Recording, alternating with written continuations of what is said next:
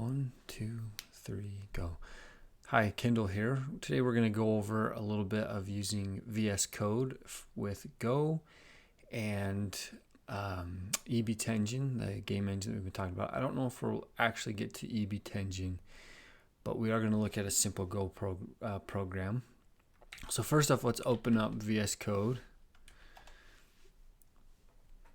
And so we're looking at just kind of the code editor right here. So to start, we need to open up a folder. Let's see. I'm going to go to a projects directory and I'm going to create a new folder and we're just going to call it demo. We'll create that and we'll open. So this will open and now it's going to ask us if we trust the project. And since we're the ones that's going to be developing it, yes, we'll just say yes, I trust the authors. So we've got a file that's open, or a folder that's open. So let's come over here to View, and then click on Terminal. And this will actually open up a terminal window inside of our editor here. And we can create a Go module, and we'll just call it Demo. So we'll go mod init demo. And this will create a Go module for us, and we can open it up right here. And so you'll see we've got the module demo, and then just the version of Go that we're using. And once we get this set up, then we just need to create a new file. This will be our main.go.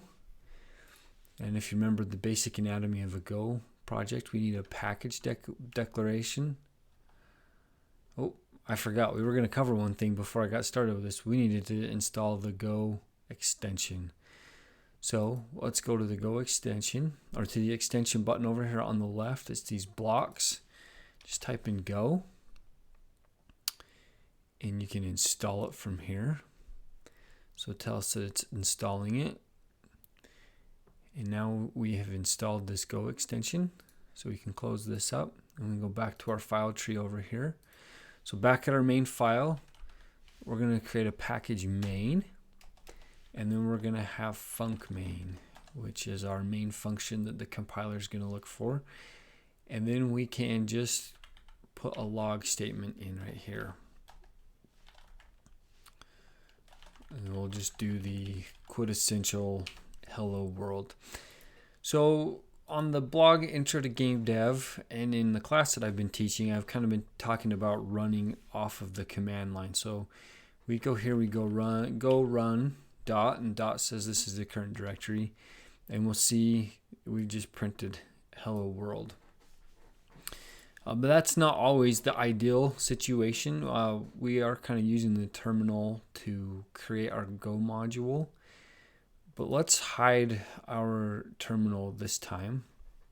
Well, I guess it doesn't want to toggle. There we go. Got it toggled that time.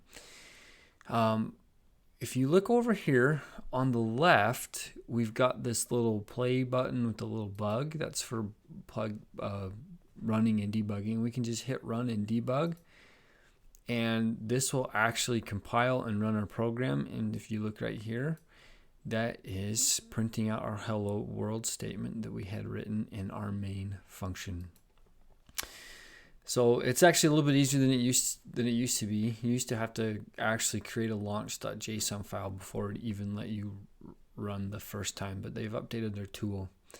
So that's nice. So let's close this file.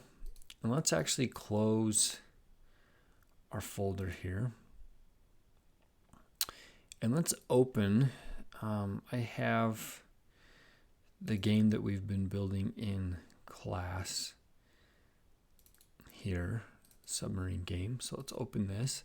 So we've got our submarine game, we've got our main.go, and we've got our ship.go. But let's just run our game here. All right, that opened up on one of my other monitors, but we have kind of our basic window with our little blocky submarine, and we can drive that back and forth just as if we had run it from the command line. So I'll close this.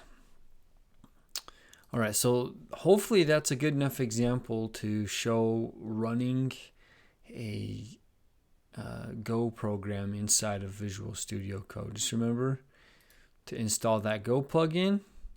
And then you can go to this run debug just hit that, and it'll run your program for you, just like that. And then you can hit the red square right here to stop your program from running. So give that a try, see if it helps with what you need to do, and I'll talk to you later.